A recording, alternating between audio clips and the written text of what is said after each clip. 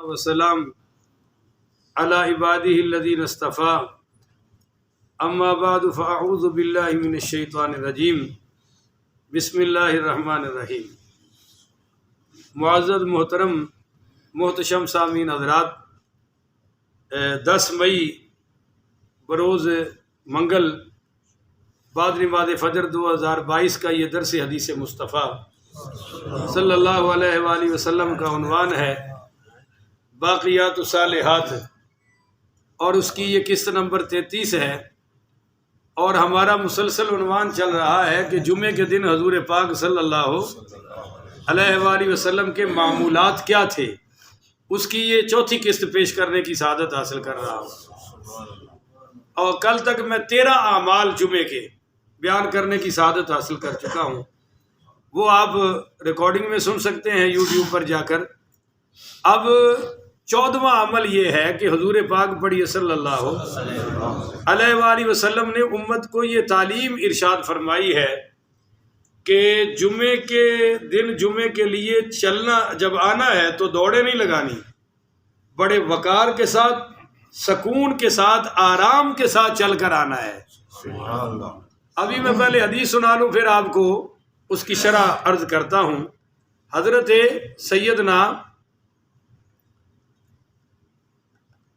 ابو ہریرہ پڑھی رضی اللہ تعالی عنہ بیان کرتے ہیں کہ نبی کریم صلی اللہ علیہ وآلہ وسلم نے فرمایا اذا صوب للصلاۃ، کہ جب نماز کے لیے اقامت ہونے لگے تو فلا تأتوها وانتم تسعون، تو تم اس کے لیے دوڑتے مت آؤ، بلکہ وأتوها وعلیکم السکینۃ، جب تم نے چل کر آنا ہے تو سکون کے ساتھ، وقار کے ساتھ چل کر آؤ۔ ذرا بولیے سارے ساتھی کہ دوڑ کر آنے کی اجازت ہے نہیں ہے۔ فما ادرکتم فصلوا، آرام کے ساتھ آؤ تو جتنی رکعتیں تمہیں مل گئی ہیں وہ پا لو، اور وما فاتکم فاتموا، جو رکعتیں تمہاری رہ گئی ہیں وہ بعد میں پوری کر لو۔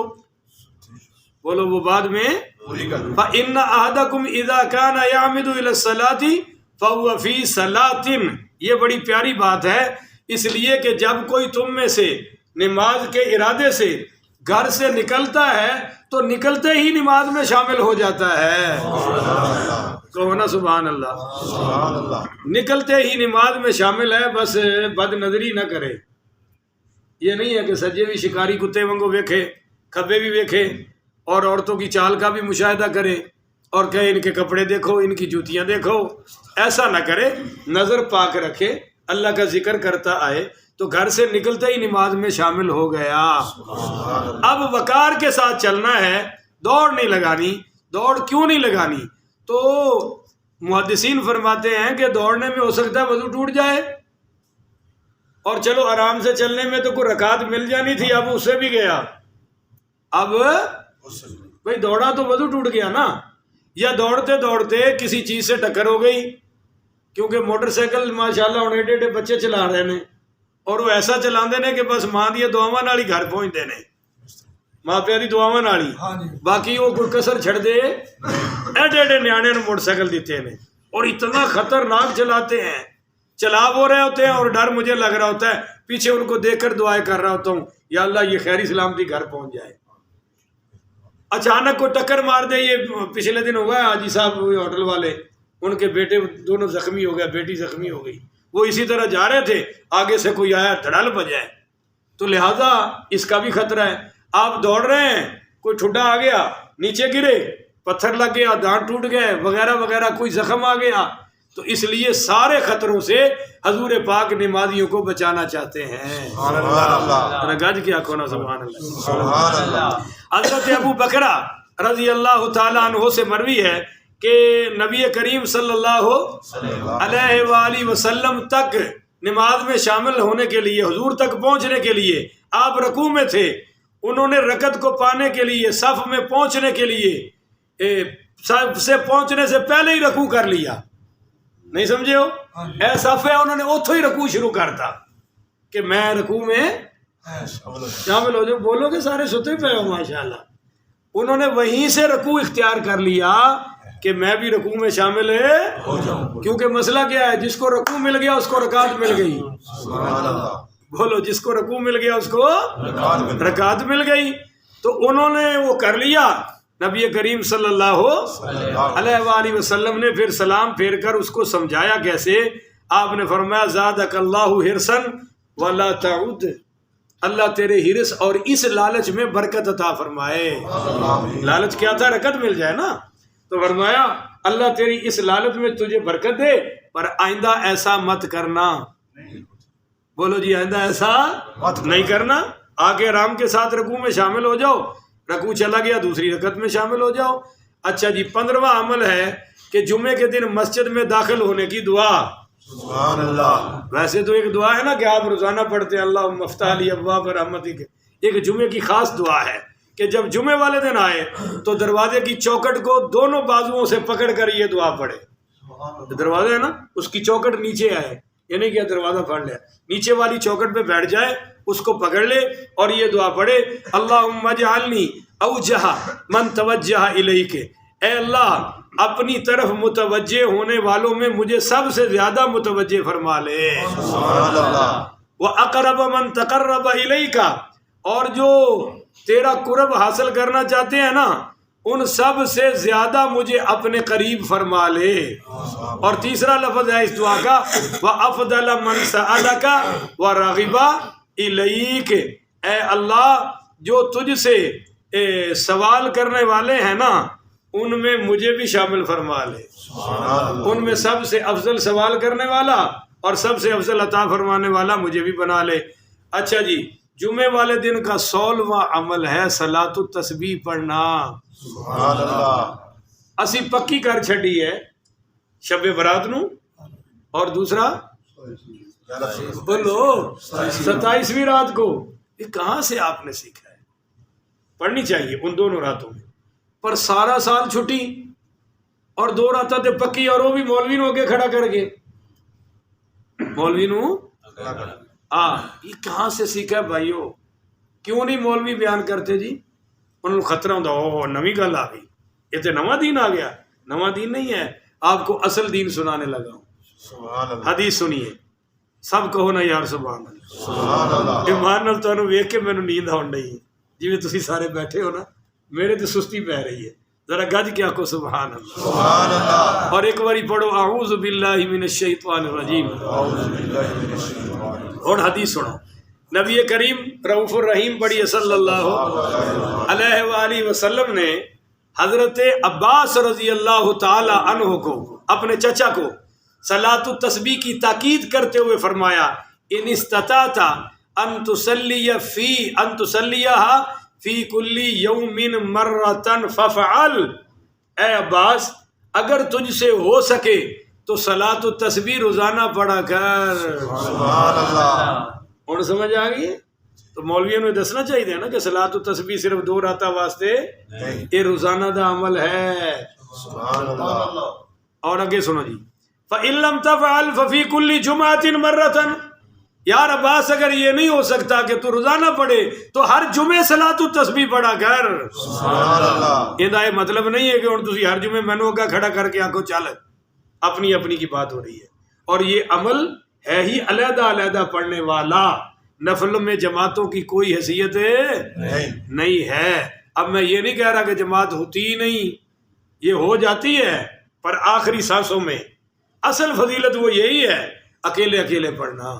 سبحان اللہ. کیونکہ وتر واجب ہے مگر ان کی جماعت ہے سوائے رمضان کے.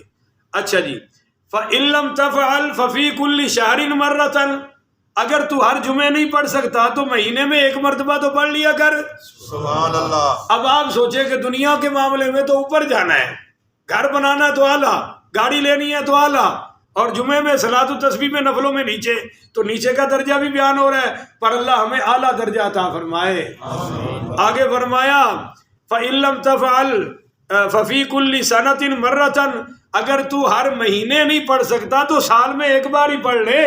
فَإِن لَمْ تَفْعَلْ فَفِي عُمْرِكَ مَرَّةً, اگر ہر سال بھی نہیں پڑھ سکتا تو عمر میں 1 مرتبہ تو پڑھ لے. سبحان اللہ. پر بعد بدبخت کیا زیادہ وہ ملیں گے جنہوں نے زندگی میں بھی کبھی پڑھی. نہیں.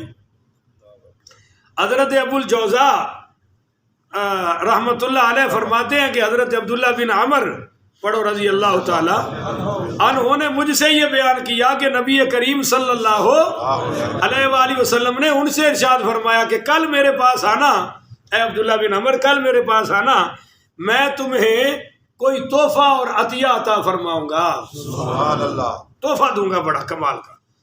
تو حضرت عبداللہ بن عمر فرماتے ہیں میں سمجھا کہ حضور مجھے کوئی ظاہری تحفہ عطا فرمائیں گے. اگلے دن آیا تو آپ صلی اللہ علیہ وسلم نے مجھے ارشاد فرمایا اذا زال النہار فقم فصلی 4 رکعات، جب دن زائل ہو جائے یعنی زوال کا وقت ختم ہو جائے تو 4 رکعت صلاۃ التسبیح پڑھو، اور آگے مجھے اس کا طریقہ بھی ارشاد فرما دیا. سبحان اللہ. تو یہ تحفہ دیا کہ کل آنا تو میں تحفہ دوں گا، یہ تحفہ دیا. صحابی فرماتے ہیں فَإِن لَّمْ أَسْتَطِعْ أَنْ أُصَلِّيَهَا تِلْكَ السَّاعَةَ، اگر میں زوال کے وقت میں نہ پڑھ سکوں یا رسول اللہ تو پھر کب پڑھوں؟ تو فرمایا صلیھا من اللیل والنہار، تو رات اور دن کے کسی حصے میں بھی پڑھ لیا کرو. تو یہ روزانہ کی حضور بات کر رہے ہیں. ملا علی قاری سارے پڑھو رحمۃ اللہ علیہ، بڑے تکڑے محدث ہیں. وہ کہتے ہیں کہ یستحب صلاۃ التسبیح عند زوال یوم الجمعہ، کہ صلاۃ التسبیح جمعے کے دن زوال کا وقت ختم ہوتے ہی پڑھ لینا سب سے اعلیٰ عمل ہے. اب آپ کو بتا دوں کہ صلاۃ التسبیح کے حضور پاک پڑھیے صلی اللہ علیہ وآلہ وسلم نے بہت سارے فضائل بیان فرمائے ہیں. وہ سنیے. آپ نے فرمایا کہ جو صلاۃ التسبیح پڑھے گا اس کے 10 قسم کے گناہ معاف ہوں گے. سبحان اللہ. سبحان اللہ. 10 قسم کے گناہ. نمبر 1 اگلے گناہ، نمبر 2 پچھلے گناہ، نمبر 3 پرانے گناہ. سبحان اللہ نہ آخر. سبحان اللہ. نمبر 4 نئے گناہ. سبحان اللہ. نمبر 5 غلطی سے کیے ہوئے گناہ معاف. نمبر 6 جان بوجھ کر کیے ہوئے گناہ بھی معاف. سبحان اللہ. نمبر 7 چھپ کر کیے ہوئے گناہ بھی معاف. سبحان اللہ. نمبر 8 کھلم کھلے گناہ کیے ہوئے معاف.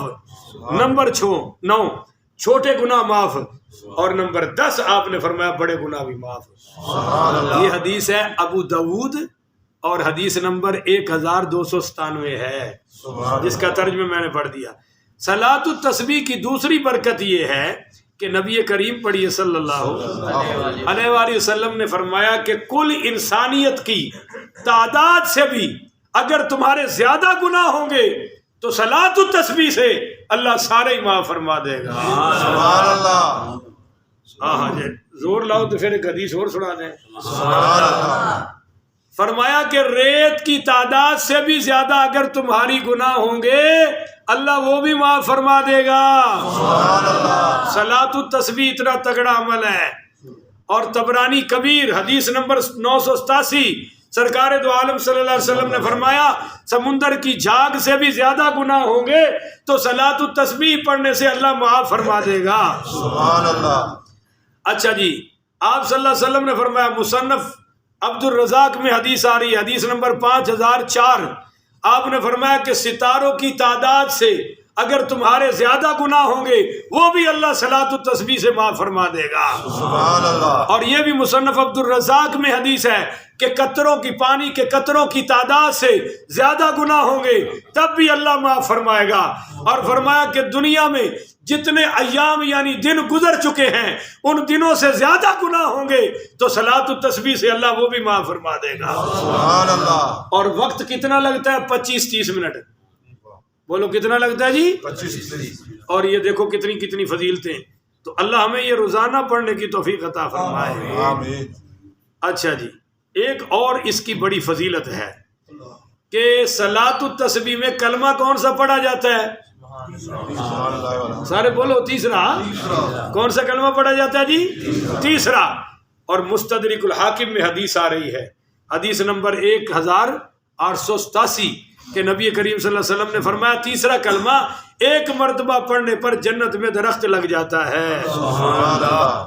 اور مسلم شریف حدیث نمبر 2137 سنا رہا ہوں کہ آپ صلی اللہ علیہ وسلم نے فرمایا تیسرا کلمہ اللہ کے نزدیک سب سے محبوب کلمہ ہے۔ سبحان اللہ۔ اور ترمذی شریف حدیث نمبر 3462 میں ہے کہ سرکار دو عالم صلی اللہ علیہ وسلم نے فرمایا جنت ایک چٹیل میدان ہے اور تیسرا کلمہ جنت کا پودا ہے۔ سبحان اللہ۔ طبرانی کبیر اور حدیث نمبر 10604 سنا رہا ہوں کہ آپ صلی اللہ علیہ وسلم نے فرمایا، یہ طبرانی کبیر 19 جلدوں میں ہے جو کل الحمدللہ ہم لے آئے ہیں۔ سبحان اللہ۔ کچھ ہی کہو نا سبحان اللہ۔ سبحان اللہ۔ یہ کل ہم لے آئے ہیں، آپ میں سے جو چاہے پڑھ سکتا ہے۔